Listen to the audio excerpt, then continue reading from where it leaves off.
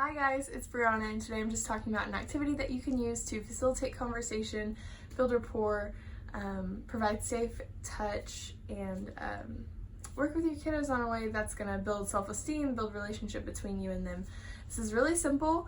I'll go ahead and tell you the activity is nail painting, but this is just something very simple that I'm sure most of you do in your day-to-day lives that you can bring into any setting you're working with kids at, just as an activity to grow that trust between you and them. So this works on hygiene, this works on self-esteem, this works on giving children choices and giving them control.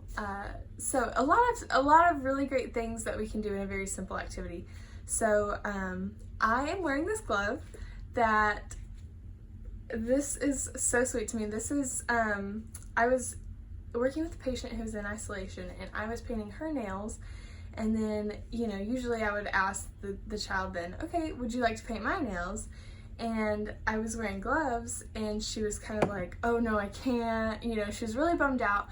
And so I was like, yeah, you can definitely make this happen. And so we painted gloves. These gloves are, you just paint them like you would anything else. It takes longer for them to dry, of course, and then the paint peels off. But it's a way to normalize things, and to then allow the child to be able to be the one in charge, and they can control, what kind of design, what colors we were going to use, all that. It normalizes the gloves because then I was all glammed up with my nails painted, and it just made her feel good to be able to do those normal activities with someone, even as I was suited up in gown and mask and gloves and all that. So at the hospital that I volunteered at, they had a position called a glitter girl, and they would go around to all the patient rooms, patients who were appropriate, and they would ask to paint their nails. And at the hospital, of course, they worked with little nail polish jars, because then the polish would stay with the patient. So depending on what setting you're working in, you may want to leave the polish with the child, but other settings, maybe you can reuse them. But these small bottles are fairly inexpensive, and if you get them around holidays, it seems like you can get like bundles, or you can get like a candy cane full of nail polishes or an Easter egg full of nail polishes.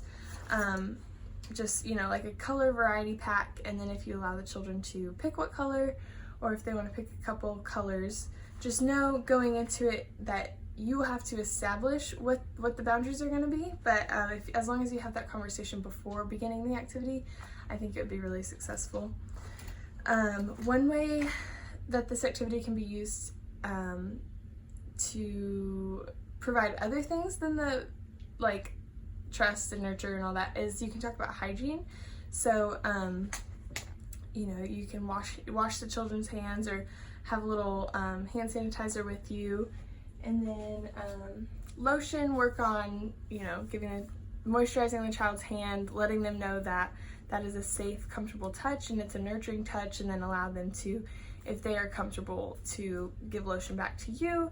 Just kind of a reciprocal relationship. So I made up a little bag, which I will bring with me to work. So it's going to have nail polish. Some stuff is inappropriate, and you just have to know your client base and the agency that you're working with, or representing. But you can have little nail files and clippers. Like I said, that's situational if that's appropriate for where you are.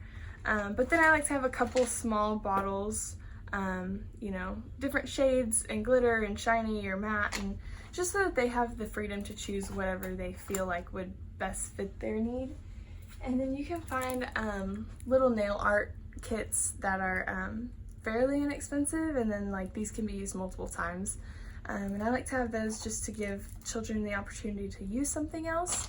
Of course, there's nail pins, ways to do intricate design on the nails, and with this whole activity, it's just about being in the moment with your child, and to be able to give someone your hands and let them work can be kind of vulnerable. It puts you in a weird spot, because a lot of people, they don't want their hands to be looked at, and they don't, it's just different than what we're used to. And so if a child is willing to engage in this activity with you, just thank them, and then realize that some children might not have ever been in this situation, so if it is new or uncomfortable, just be willing to adapt it. But yeah, I like being able to have something small in my bag that if I'm needing to find some way to get a child to engage, we can do something typical and have girl time. And I do it in quotes because I could get a lot of flack for saying that this is a girl activity. I have only used this with female clients.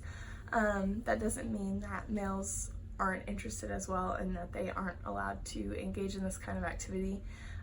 That's just really getting to know your child and getting to know what they're comfortable with and what they enjoy and value, and just being able to follow their lead, and as long as we're there to facilitate conversation. There's also a really this LA Colors brand has these nail polish remover wipes, and you just open it up. And so if you are planning on going to this and the child's like, oh, I can't, I have my nails painted, because I found myself in that situation a lot. Before I found these, I was like, okay, well, now we have to find something else to do. But these are so small. There's 32 in a pack. It doesn't smell like acetone, so it's not super strong, and it's just a little wipe, and then you just throw it away. So that's great. And then I like to have like Q-tips and cotton balls with me, just so that if it does get on their skin and that bothers them, we can take care of that. But yeah, it's a really simple activity, and this video is just to say that sometimes you may think, I don't know what to do, I don't know how to engage with these children, but really it's a lot of simple things that we don't think about. You go in thinking that I have to have this big elaborate plan, when really some of the greatest plans are mundane things that we overthink. So this is my way of just saying, like, don't overthink it, and use the tools that you already have and that activities that you engage and use in your daily life. They can apply to where you're working as well. So that's it. I hope you have a lot of fun working with your kiddos and painting nails and having manicures and all that good stuff. So yeah, I'll talk to you later. Bye.